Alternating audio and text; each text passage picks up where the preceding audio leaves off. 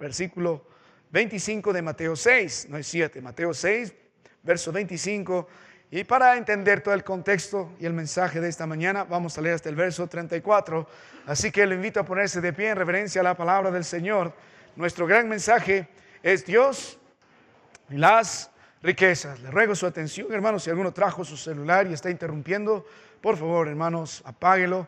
Hemos estudiado con los hermanos, necesitamos la concentración para las Escrituras. Note la Biblia, dice: por tanto os digo, no os afanéis por vuestra vida, ¿qué habéis de comer? ¿Qué habéis de beber? Ni por vuestro cuerpo, ¿qué habéis de vestir? ¿No es la vida más que el alimento y el cuerpo más que el vestido? Mirad las aves del cielo, que no siembran, ni ciegan, ni recogen en graneros, y vuestro Padre celestial las alimenta. ¿No valéis vosotros mucho más que ellas? ¿Y quién de vosotros, por mucho que se afane, podrá, por mucho que se afane, añadir a su estatura un codo? Y por el vestido, ¿por qué os afanáis? Considerad los lirios del campo, no cómo crecen, no trabajan ni hilan, pero os digo que ni aun Salomón con toda su gloria se vistió así como uno de ellos. Y si la hierba del campo que hoy es y mañana se echa en el horno, Dios la viste así, ¿no hará mucho más a vosotros, hombres de poca fe? No os afanéis pues diciendo qué comeremos o qué beberemos o qué vestiremos, porque los gentiles buscan todas estas cosas, pero vuestro Padre celestial sabe que tenéis necesidad de todas estas cosas. Mas buscad primeramente el reino de Dios y su justicia, y todas estas cosas os serán añadidas. Así que no os afanéis por el día de mañana, porque el día de mañana traerá su afán. Basta a cada día su propio mal. Esta mañana, hermanos, vamos a continuar estudiando lo que las riquezas develan en el corazón del creyente. Hemos visto que las riquezas o lo material muestran el lugar de nuestro corazón, muestran la perspectiva que tenemos y muestran nuestra lealtad. O en el cielo o en la tierra está nuestro tesoro y nuestro corazón. O nuestro ojo es bueno o es malo, es nuestra perspectiva. O nuestra lealtad es a Dios o a las riquezas. Pero esta mañana, hermano mío, lo material también va a develar una gran verdad. Si nuestro corazón está mal, si nuestra perspectiva está mal y si nuestra lealtad está mal, también nuestra actitud frente a las necesidades también está mal. Dios va a probar dónde está nuestra confianza.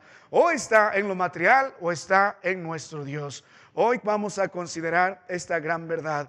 En las cosas que ustedes tienen necesidad, ¿cómo usted enfrenta cada día estos afanes? Vamos a orar. Padre, te doy gracias. Qué gran privilegio volver a tu casa, abrir tu palabra. Tú conoces a estas familias, el pecado que está en nosotros, los problemas, Padre, el fin que tendrán. Te ruego, mi Dios, que nos des paz para poder escuchar tu palabra, que a pesar de lo que soy, Padre, hables a este pueblo. Ellos necesitan ser edificados, Señor, en función de las verdades aquí expuestas, y que Cristo Jesús sea el Señor, sea su visión, sea su corazón, y estos hermanos puedan descansar plenamente en este Dios, su provisión a favor de su pueblo. Gracias, Señor, porque si tenemos a Cristo, lo tenemos todo. Te ruego, Padre, ayúdanos a enfrentar las necesidades. En Cristo te ruego. Amén. Hermano, le invito a ocupar su lugar. Cuando volvemos nosotros a la palabra del Señor y estamos estudiando exactamente Mateo 6 del 25 al 34, permítele, hermano mío, hacer una pregunta. ¿Cómo es la actitud que usted tiene frente a las necesidades materiales? ¿Cómo usted enfrenta las necesidades en su vida diaria? La palabra de Dios va a estipular en este caso algunas necesidades básicas de aquellos días, como la Biblia muy dice en el verso 25, claramente beber, comer y vestirse eran necesidades básicas en aquellos días. Nosotros probablemente no nos preocupamos tanto. Bueno, yo sé que voy a llegar a casa, abro el cañito y ahí voy a encontrar agua. No, nunca va a faltar agua. Además voy a venir debajo del púlpito y vamos a llevar agua. Sí hay agua, amén, gloria al Señor. No va a faltar agua. Bueno, creo que estamos todos bien vestidos. Ninguno está andando allí como un loquito desnudo por las calles. Tiene un techo donde recostarse. Puede también verse la vida de algunos de nosotros que nos hemos alimentado y sobrealimentado. Así que a veces ni nos preocupamos en comer, en el vestir o en el beber, porque sabemos que está cubierto. Pero hermanos míos, si nos adentramos en el contexto de estos pobladores en Judá, en Galilea, en Nazaret en esos días, ellos sí tenían una gran escasez de agua. Es una zona desértica por muchos lugares. Si ese día no caía una neblina sobre los montes, no había agua en los manantiales. Y si no hay agua, no hay comida y no hay vestido. Así que para ellos era una seria preocupación. Ahora, nosotros también tenemos ciertas necesidades que tenemos que suplir urgentemente. Hay algunos que están buscando pagar el arriendo. Si no lo hago, te van a botar de casa. Hay otros que están buscando pagar una deuda. Si no pago la deuda, se llevan mis propiedades o se llevan todo lo que he empeñado. Hay algunos que están enfrentando algunos problemas de salud y no ven la forma de salir de ello. Tienen una necesidad urgente. Y hermanos, les diré, mientras vivimos bajo la aflicción de este mundo y el gran sol de los problemas sobre nuestras cabezas, siempre hallaremos aflicción. Cristo dijo, en el mundo hallaréis aflicción. Y cada uno de ustedes tiene necesidades, siempre. En lo material, siempre. Y su corazón está en la búsqueda incesante de poder satisfacer de alguna forma estas necesidades. Hay algunas que son muy importantes, hay otras que son de suma urgencia. Pero la pregunta esta mañana es, ¿cuál es su actitud frente a una necesidad? Cuando esta no es satisfecha. En el caso de ellos, Señor, no llovió hoy, no cayó neblina hoy, no va a haber agua, no vamos a comer, no tendremos un techo. Algunos después van a ser expatriados, el año 70 después de Cristo. Los judíos serán expatriados por todos lados, los cristianos también, por persecución de los romanos y de los judíos también. Y van a llegar a lugares donde no son recibidos como extranjeros. ¿Y dónde voy a comer? ¿Dónde voy a beber? ¿Dónde voy a dormir? ¿Con qué me voy a cubrir? Eran necesidades importantes. ¿Cómo enfrenta usted algo así? ¿Cuál es su actitud? Cuando estamos estudiando esta mañana la palabra del Señor, los varones, tanto en el Antiguo como el Nuevo Testamento, llenos de las Escrituras, inspirados por el Señor, respondieron de esta forma. El libro de Salmos capítulo 37, en el versículo 25, el salmista dijo lo siguiente: joven fui y he envejecido, y que dice, y no he visto justo desamparado, ni su descendencia que mendigue pan. Alguno puede decir que esto es una verdad aislada, pero no, esta era una verdad en el corazón de un varón de Dios que antes en el verso 4 dijo que se deleitó en Jehová con todo su corazón. Por lo tanto, Dios a un hombre justo, porque Cristo está en él, que pertenece al Señor porque es hijo de Dios, tiene asegurado esto. Dijo, yo no he visto justo desamparado ni su descendencia que mendigue pan. Ahora, mire el libro de Proverbios capítulo 30 en el versículo 7. Otra gran verdad, Proverbios 30, verso 7, dice, dos cosas he demandado, no me las niegues antes que muera, vanidad y palabra mentirosa aparte de mí. Luego que dice, no me des pobreza ni riqueza, manténme con el pan necesario, no sea que me sacie y niegue y te diga quién es Jehová, o que siendo pobre hurte y blasfeme el nombre de mi Dios.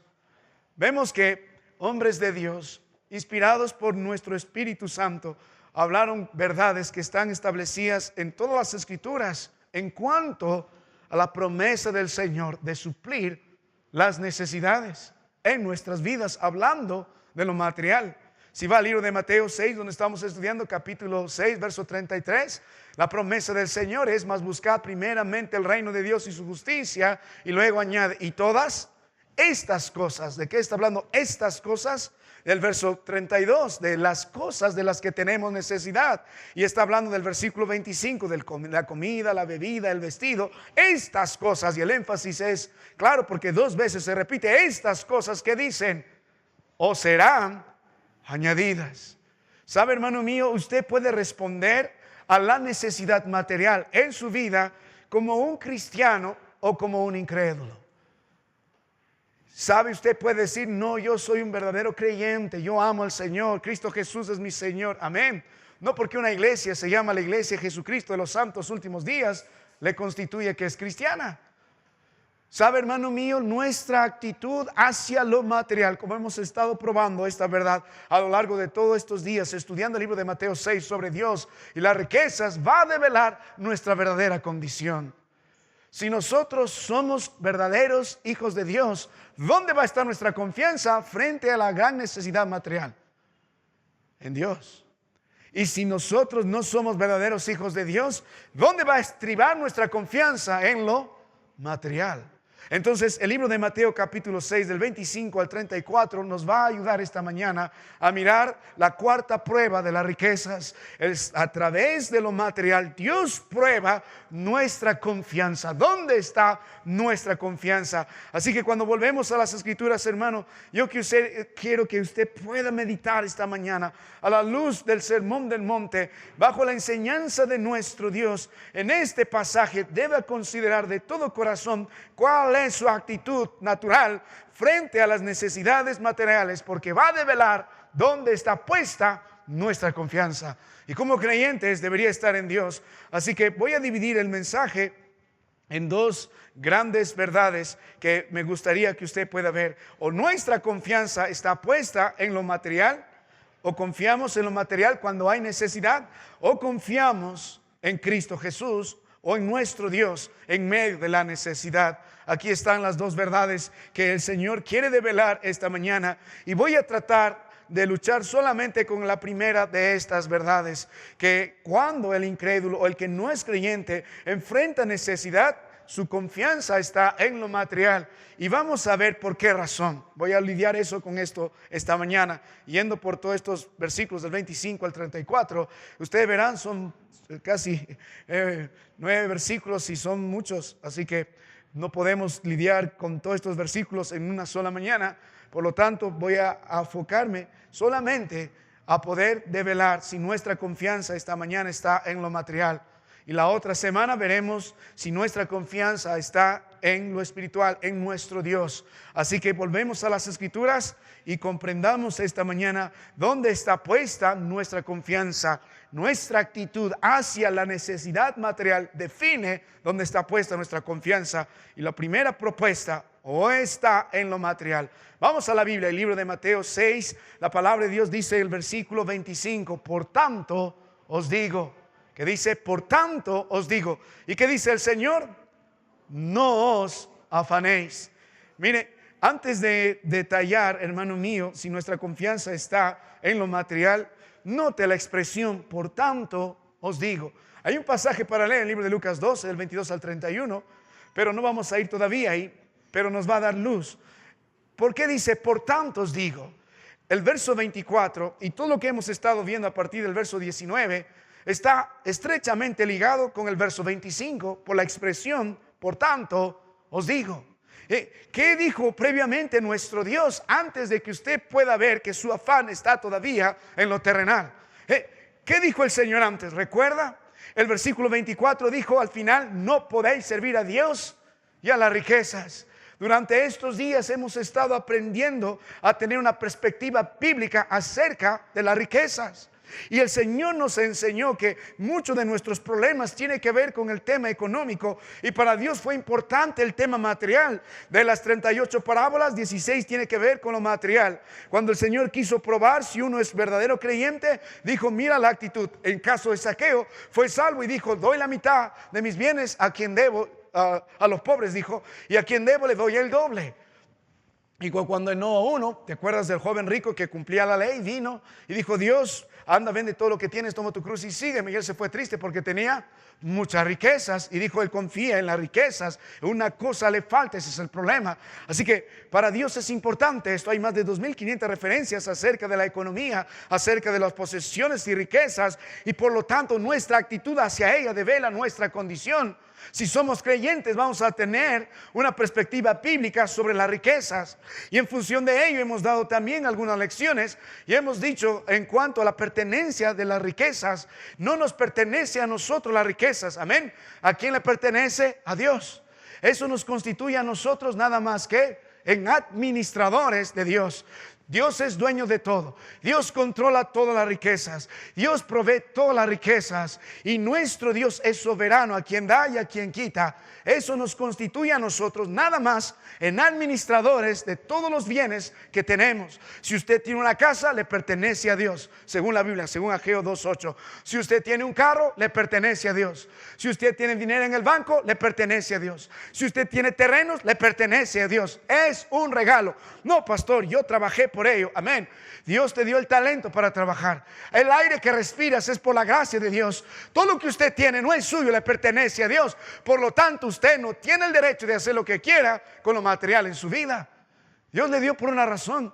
Todo lo que creó Dios es para su gloria y para su honra. Desde el libro de Génesis, y vemos que Cristo va a rescatar eso cuando Él esté en medio de nosotros, su creación para su gloria y para su honra.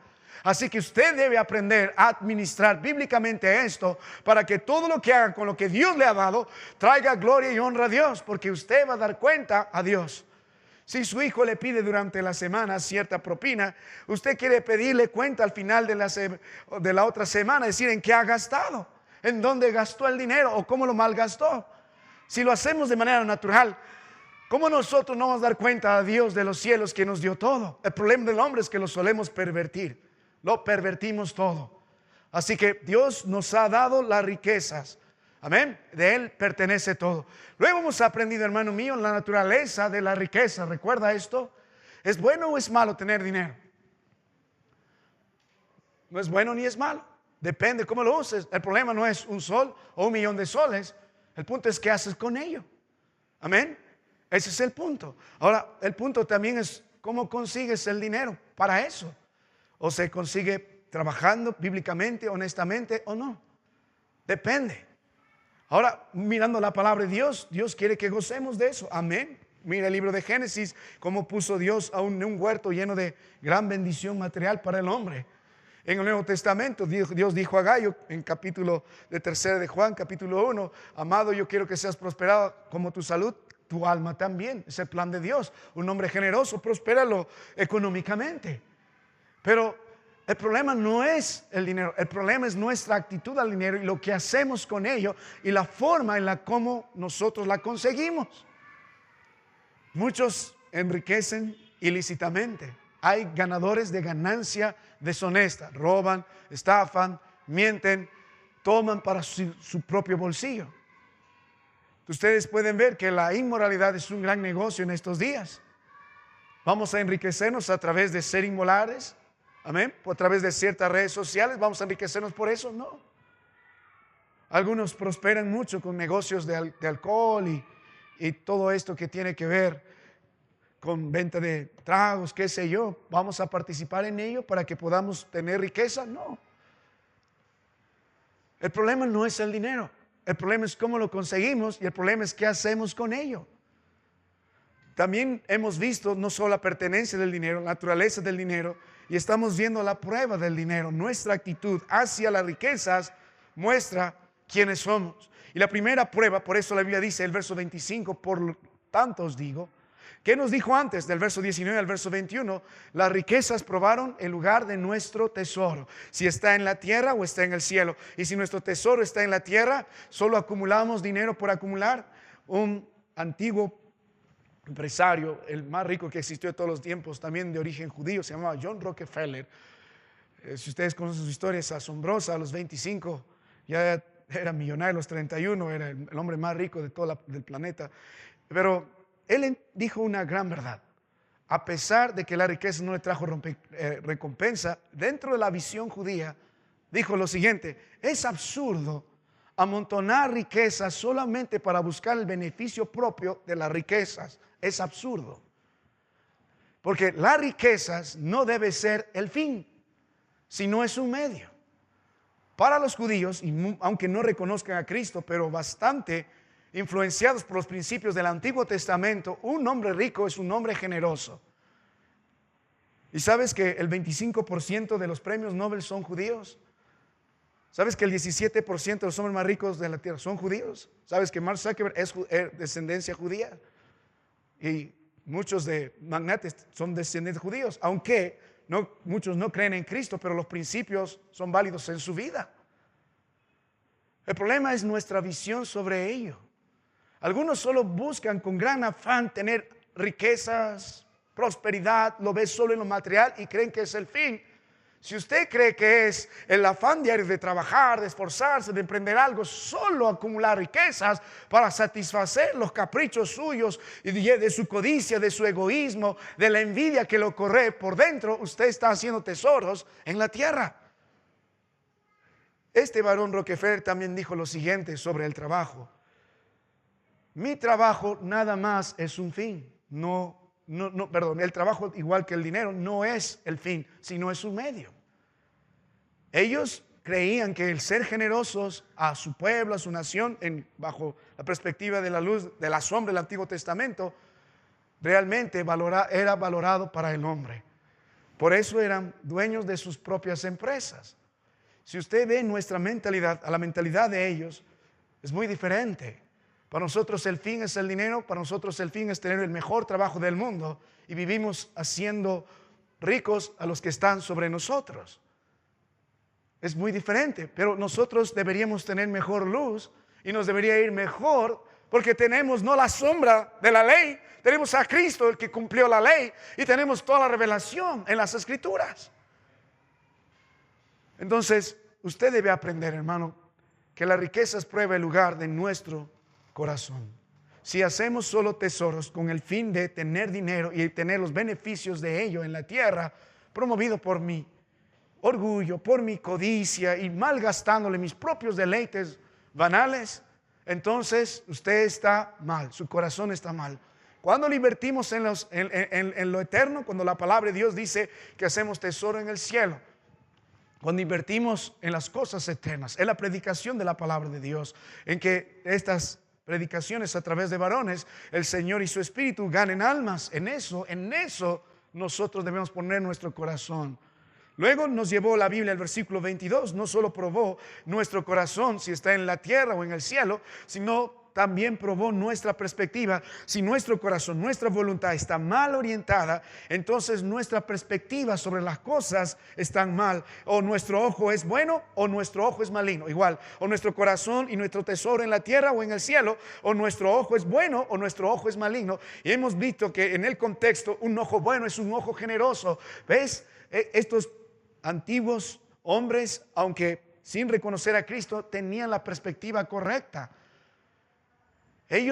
Para ellos un hombre rico es un hombre muy generoso. Nosotros buscamos todo lo contrario. Si usted va al mercado, nada más se dará cuenta que cada uno busca lo suyo propio. Cuando compras algo no te dan el peso justo. Y si tú recibes vuelto extra, ¿qué haces? Te lo quedas nomás, la gracia del Señor. Justo necesitaba algo extra para comprar la carne. Entras a un bus y buscas el primer asiento, no importa si alguien necesita con urgencia, una viejita, una mujer embarazada, te sientas nomás y qué importa a los demás. Y por si acaso esas actitudes también se notan en la casa del Señor. Y Dios dijo, todos buscan lo suyo propio, no lo que es de Cristo. Entonces, el ojo generoso o es el ojo bueno busca la oportunidad donde dar. Y si su ojo es un ojo codicioso, egoísta, su vida está llena de tinieblas. No importa cuán hermano crea ser, usted todavía es un pecador que está camino al infierno porque no ha cambiado su perspectiva. Busca lo material por la propia satisfacción personal. No entiende por qué Dios le dio lo que le dio. Y gracias a Dios que no le dio lo que usted quiere tener.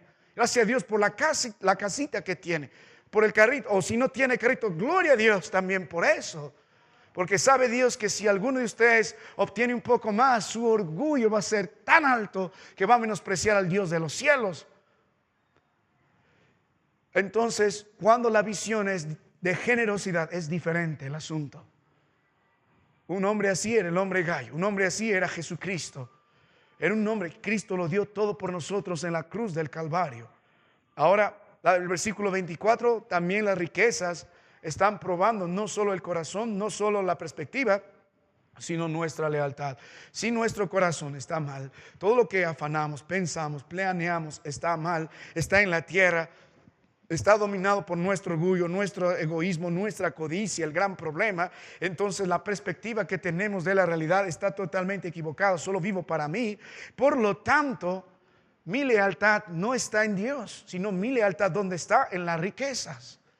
Muchos de nosotros, como dijo el verso 24, nuestro Señor es la riqueza. La palabra aquí es mamón. La idea es, no tiene un significado malo, más bien es lo que se provee, pero el punto de aquí, se usaba esta expresión para identificar a las riquezas como un Dios, como una deidad.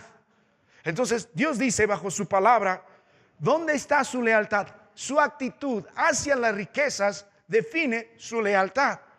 Usted cree que es ser libre y cantamos el himno, somos libres, seámoslo siempre. Pero según la palabra de Dios, en el libro de Romanos 6, según el libro de Efesios 2:1, nosotros somos hombres que estamos bajo el dominio del pecado. Y si nos gobierna la codicia, nos gobierna el egoísmo, nos gobierna la envidia, entonces nos gobierna también las riquezas. Hemos puesto las riquezas como si fuera nuestro Dios y bien nuestro servicio está a ello. Y la palabra de Dios nos enseñó una verdad: no podéis servir a Dios y las riquezas, es incompatible. Usted no puede servir a sus pasiones, no puede servir a su codicia, no puede servir a lo material y no puede servir a Dios al mismo tiempo. Es incompatible y también es imposible. Dios dice, no podéis servir a Dios y a las riquezas. Es imposible. No puede haber dos dioses en su vida. O usted es siervo de Dios, esclavo del Señor. Cristo Jesús es su Señor, es su amo, porque es la palabra aquí, amo y siervo, esclavo por completo entregado al Señor, o no lo es. Y también este servicio es exclusivo. O usted sirve a las riquezas o usted sirve a Dios. Dios demanda la totalidad de nuestras vidas a Él, porque el verso 24 dice, ninguno puede servir a dos señores. ¿Por qué? Aborrecerá al uno, y ¿qué dice? Amará al otro, o estimará al uno y menospreciará al otro. Y hemos nosotros mostrado algunas evidencias de que las riquezas gobiernan el corazón de muchos y no el Señor. Cuando nuestra prioridad no es Cristo Jesús, entonces las riquezas gobiernan en su vida y no el Señor. Cuando vive en un afán que miramos incesante, entonces las riquezas gobiernan su vida y no el Señor. Cuando usted no puede descansar por lo material, entonces las riquezas gobiernan su vida y no el Señor. Y si podríamos dar muchas más, pero básicamente hicimos el énfasis en nuestra prioridad. Hay muchos que no pueden llegar a la casa de Dios porque están trabajando. Hay otros que no pueden venir a la iglesia porque están trabajando. Trabajan y al final del día todo cae en saco roto. No es su prioridad el Señor ni su justicia. La palabra de Dios nos dice nuevamente, volvamos a ella, el verso 25, por tanto os digo, entendiendo todo esto, ahora de esa misma forma el Señor quiere probar nuestra confianza. Si Cristo Jesús es nuestro Dios, nuestra confianza va a estar en Dios. Si lo material, las riquezas son nuestro Dios, nuestra confianza va a estar ahí. Entonces dijo, por tanto os digo, volviendo entonces a nuestro primer punto, esta primera verdad, estamos predicando la gran verdad, que la actitud del creyente frente a las necesidades materiales revela en quién ha puesto su confianza. Y está hablando de necesidades materiales que deben ser importantes para ser suplidas, son urgentes, se deben ser satisfechas, como el comer, el beber o el vestir. Esa preocupación va a definir nuestra actitud hacia eso, va a definir dónde está nuestra confianza. Y lo primero, nuevamente, en las riquezas terrenales. Verso 25, por tanto, ya hemos visto todo el contexto, dice, os digo, no os afanéis. Ahora, si usted sigue leyendo la palabra de nuestro Dios, el verso 27 dice, ¿y quién de vosotros podrá, por mucho que dice, afane, añadir a su estatura un codo? Si sigue leyendo la palabra de Dios, verso 31, ¿qué dice? No os afanéis. Y si sigue leyendo la palabra de nuestro Dios, verso 34, ¿qué dice? Así que no os afanéis. ¿Sabe qué, hermano mío? ¿Cuál es la evidencia más grande de que usted todavía sigue confiando en lo material? Según la palabra de nuestro Dios, en el contexto, por eso hemos dicho, por tanto os digo, cuando usted tiene una actitud de afán frente a la necesidad material, su confianza todavía no está puesta en Dios, sino en lo material. 4 veces la palabra de Dios va a usar la palabra afán. De esas 4 veces en estos versículos, 3 de ellas Dios nos da una orden. Dice, no os afanéis en el verso 25. En el verso 31, no os afanéis. Y el verso 34, Jesucristo que dice, no os afanéis.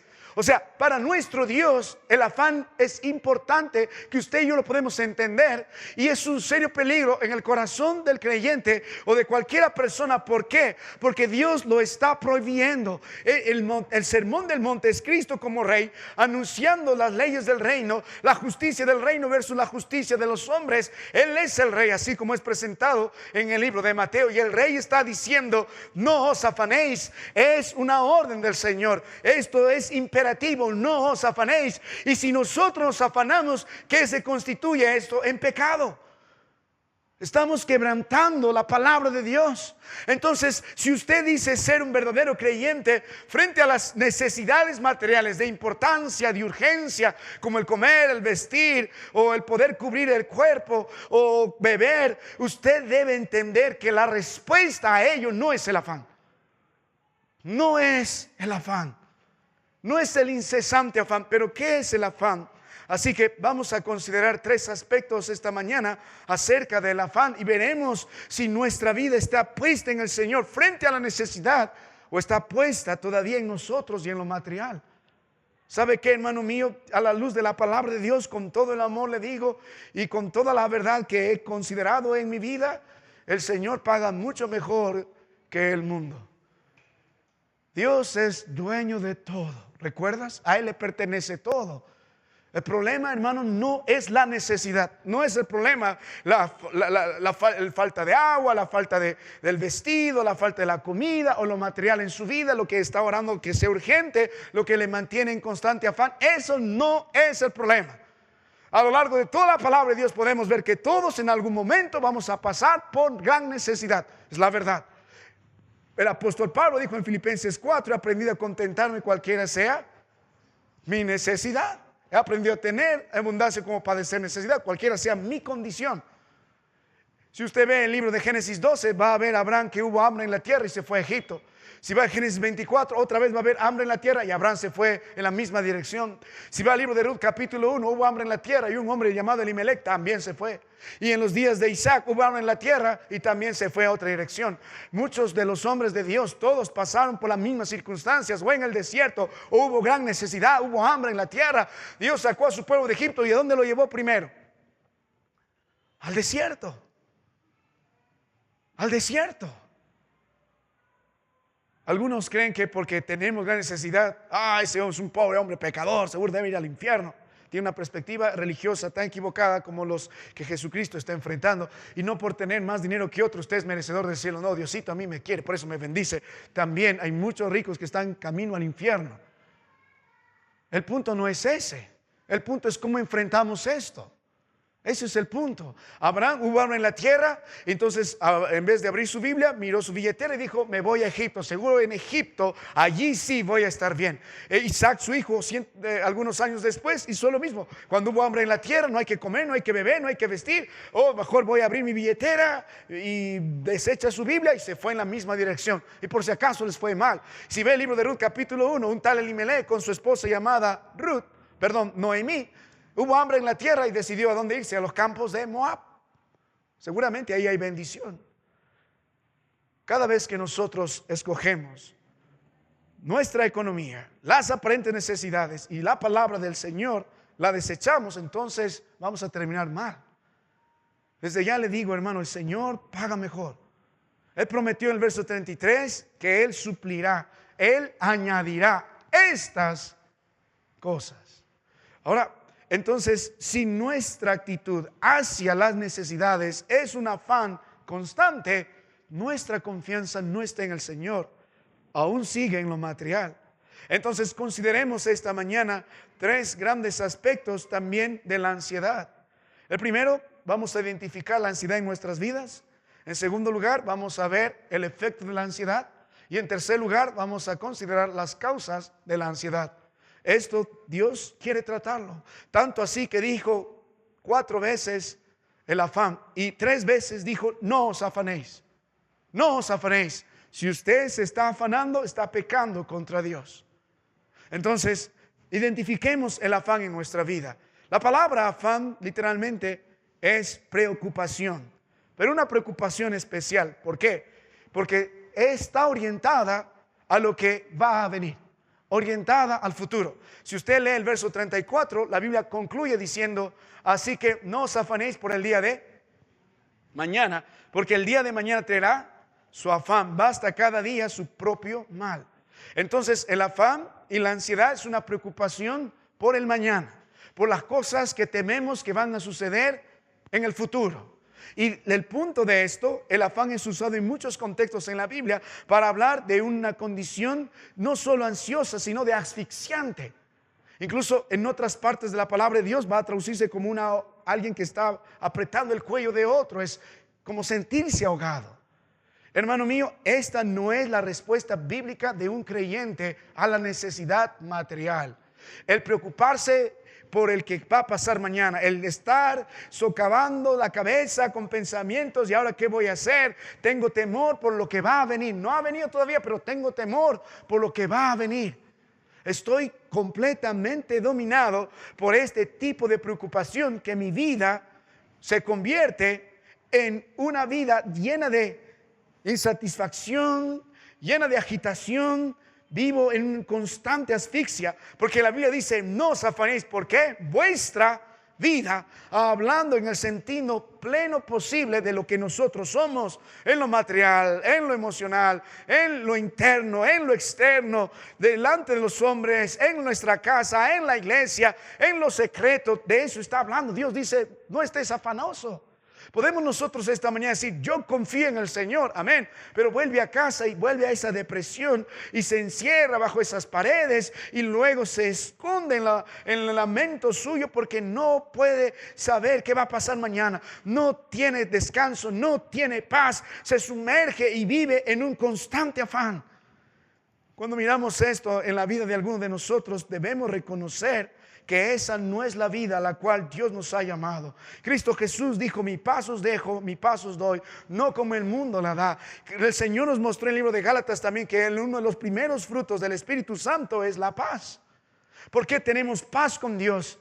Antes estábamos en división con el Señor por nuestros pecados, amigos del mundo, enemigos de Dios, según Santiago 4, pero tenemos paz con Dios. Y ahora esa paz Dios nos la dio a nosotros a través de su Espíritu. Y tenemos ese estado constante de gozo a pesar de las circunstancias. El apóstol Pablo nos enseñó en el libro de Filipenses, ya hemos leído esto, en el capítulo 4, vamos un momento por allá.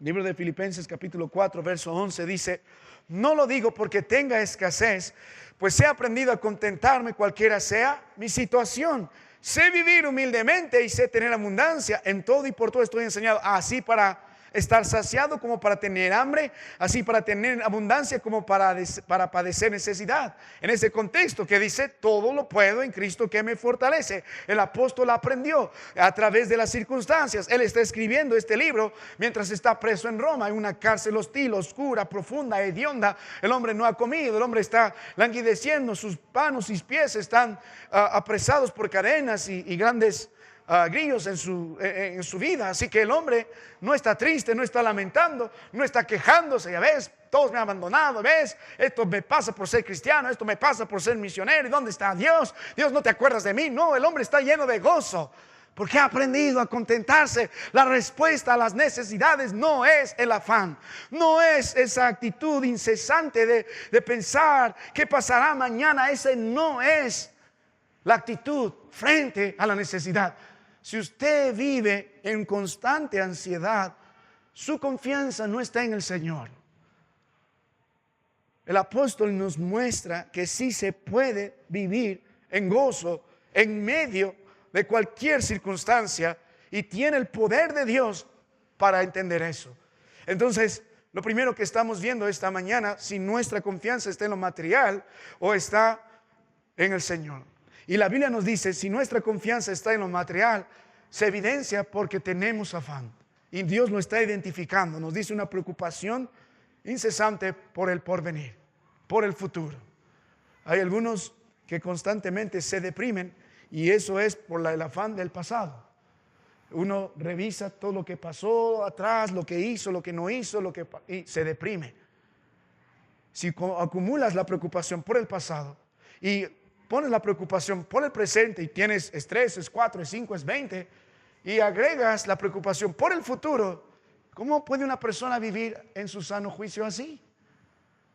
No come, no duerme, no puede tomar decisiones en lucidez, porque está dominado por el afán y la ansiedad. Vive preocupado por el futuro, por el pasado, por el presente. En este caso, Dios dice sobre la ansiedad, ese afán constante por el futuro. Señor, ¿qué comeremos, Señor? ¿Qué vestiremos, Señor? ¿Qué pasará, Señor? ¿Qué haremos, Señor? Ay, Señor, me muero, Señor. Ayúdame, Señor. La respuesta a nuestras necesidades no es el afán. Entonces el Señor la identifica en nuestras vidas. Ahora quiero que mediten algo más. ¿Por qué es peligroso esto? Porque el afán y la ansiedad tienen efectos devastadores. Permíteme considerar a la luz de la Biblia algunos efectos del afán. Hemos visto cómo el afán es definido. Ahora miremos cómo el afán trae problemas, los efectos del afán. En primer lugar, hermano mío, la palabra de Dios nos dice 4 veces, verso 25, no os afanéis. En el verso que hemos leído, 31, no os afanéis. En el versículo 27, no os afanéis. En el verso 34, no os afanéis. ¿Por qué el Señor repite tantas veces, no os afanéis, no os afanéis, no os afanéis? E incluso en el versículo 30 dice, si la hierba del campo que hoy es y mañana se echa en el horno, Dios la viste así, no hará mucho más que vosotros, hombres de poca fe. O sea, el problema no son las necesidades, el problema es nuestra actitud frente a las necesidades, y la respuesta no es el afán. La respuesta que debe ser la confianza en el Señor. Y cuando nosotros nos afanamos, el primer gran efecto que hacemos es romper comunión con Dios, el Dios que dijo no os afanéis, no os afanéis, no os afanéis. Vi en el corazón de alguno que dice ser creyente que constantemente quebranta el mandamiento del Señor. Usted está pecando. Dios no va a bendecir nunca el pecado en alguien que vive constantemente preocupándose por el futuro, sin descansar, sin tener paz. Está quebrantando la palabra de Dios. Es un efecto devastador. Si no tenemos comunión con el Señor, ¿de dónde va a venir nuestra provisión? Por eso Dios dice, son hombres de poca fe. Ustedes me están menospreciando y están menospreciando mi palabra y están menospreciando mi presencia, están menospreciando mi providencia. El afán trae pérdida de comunión con Dios. Hay problemas con nuestro Dios, pero no solo el afán nos trae pérdida de comunión con Dios, sino el incesante afán también nos trae perjuicio en nosotros mismos. La palabra de Dios dijo que el espíritu triste, que dice, seca los huesos. Si usted analiza las grandes enfermedades de estos días, degenerativas, crónicas, lo que sea, tiene un origen, aún la ciencia lo reconoce, es en el alma. Si una persona vive constantemente deprimida, preocupada, en ansiedad, va a desarrollar y desencadenar las grandes enfermedades en su vida. Usted mismo se perjudica. Y le pregunto algo, hermano mío. No tiene que comer, no tiene que vestir, y preocupándose y lamentando y pensando en ello, en la mañana, en la tarde, en la noche, en la madrugada. Le pregunto, ¿se arregló el problema? ¿Se arregló el problema?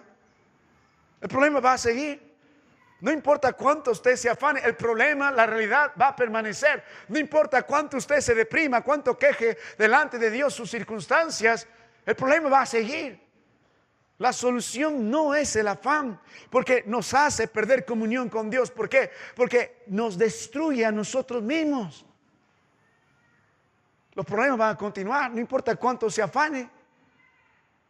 ¿Acaso alguien va allá en el mercado donde usted compra a mirar su afán y decirle, le daré algo? El problema va a permanecer. Y además, ¿sabe, hermano mío, qué más trae el afán hacia nosotros?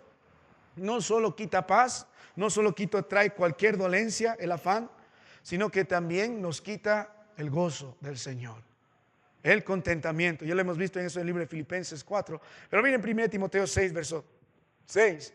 Porque el afán y el gozo no son compatibles. El gozo no es una expresión de estar alegre en todo momento. No está hablando de eso. No hay nada de gracioso para sonreír cuando de pronto voy a casa y encuentro Todo ha sido destruido. O se llevaron todo. ¿Dónde está ahí el chiste? No hay. El gozo es la paz permanente que tenemos por dentro. No importa las circunstancias. Y la Biblia dice en 1 Timoteo 6:6, pero gran ganancia es la piedad acompañada de contentamiento, porque nada hemos traído a este mundo y sin duda nada podremos sacar. Así que teniendo sustento, abrigo, que dice, estemos contentos con esto. Recuerda el viejo predicador, después de un gran culto, vuelve a su casa, encontró su casa puesta en cenizas. Y el hombre, en vez de llorar y afanarse, y ahora dónde dormiré mañana, dijo, muy bien, una preocupación menos, la casa de Dios se quemó. No es mío, es del Señor. ¿Sabe? El problema está acá. O vamos a tener la perspectiva bíblica, o vamos a seguir enfrentando las necesidades de nuestra vida humanamente. Dios nos identificó el afán. Ahora el Señor está mostrando los terribles efectos devastadores del afán. Pérdida de comunión con el Señor. Daño a nosotros mismos. Quitamos nuestro gozo. Ahora, vuelve un momento a la palabra de nuestro Dios. El libro de Mateo 13, verso 20 al verso 22. También es interesante ver el afán en todas las escrituras, pero yo no voy a ir a todo ello. Me voy a someter a los evangelios. Libro de Mateo 13, verso 20, porque ¿quién es el que está hablando de afán en el libro de Mateo? Jesús. Y va a volver a hablar del afán en otro contexto, en el libro de Mateo 13, también es Jesús. Dijo el versículo 20, y el que fue sembrado en pedregales, este es el que oye la palabra y al momento la recibe con gozo, pero no tiene raíz en sí, sino que de corta duración, pues al venir la aflicción o la persecución por causa de la palabra, luego tropieza. Ahora subraya el verso 22. El que fue sembrado entre espinos, este es el que oye la palabra, que dice, pero él, la misma palabra, afán de este siglo y el engaño de las riquezas ahogan la palabra y se hace infructuosa. Ve, hermano, no bromeo cuando digo que el afán trae un efecto devastador, trágico, lo destruye todo. Comunión con el Señor. Me hago daño a mí mismo, no hay contentamiento, no hay gozo, me estoy destruyendo, estoy atrayendo dolor, angustia, enfermedad a mi vida. Pero no solamente eso, también me convierto en enemigo de la palabra de Dios. Mire, si me muestra a alguien que no crece en las Escrituras, que no presenta frutos en su vida, como cristiano le mostraré probablemente a alguien que tiene este tipo de terreno en su corazón. ¿Por qué tiene espinos? En la analogía, porque tiene afán. Sigue preocupado. Usted puede llegar a la iglesia y el gran propósito del Señor es que usted pueda recibir la semilla. O sea, el problema no está en la semilla, el problema no está en la necesidad, el problema es nuestra mala actitud hacia eso, nuestra poca fe. El problema es que respondemos con ansiedad y preocupación. Ese es el problema en nuestras vidas y está en nosotros. Si usted quiere arreglar primero los problemas materiales y las necesidades básicas en su vida, tiene que tener primero victoria sobre el afán. Y la única forma de hacerlo es a través del poder de la palabra de Dios sembrada en el corazón y que fructifique, porque usted no crecerá en el Señor mientras viva afanoso, porque usted no amará al Señor mientras viva afanoso, usted no será un buen siervo del Señor mientras usted viva en un constante afán. Por eso, porque se ahoga la palabra. Ahora, mire las Escrituras en otro contexto, hablando a Cristo Jesús mismo. El libro de Lucas 21, verso 34, en otro pasaje hablando del afán. La palabra de Dios dice, mirad también por vosotros mismos, que vuestros corazones no se carguen de glotonería, embriaguez, ¿y qué? Los afanes de esta vida, y venga de repente sobre nosotros aquel día, porque como un lazo vendrá sobre todos los que habitan sobre la faz de toda la tierra. Velad pues, está hablando de Cristo y su segundo advenimiento, en todo tiempo orando, dice, que seáis tenidos por dignos de escapar de todas estas cosas que vendrán y estar en pie delante del Hijo del Hombre. Es decir, el afán nos impide ver y nos quita el gozo de saber que el Señor volverá a establecer su tierra, su reino en esta tierra, a llevarse a los suyos y luego destruir a sus enemigos. Ese debe ser el gozo del creyente.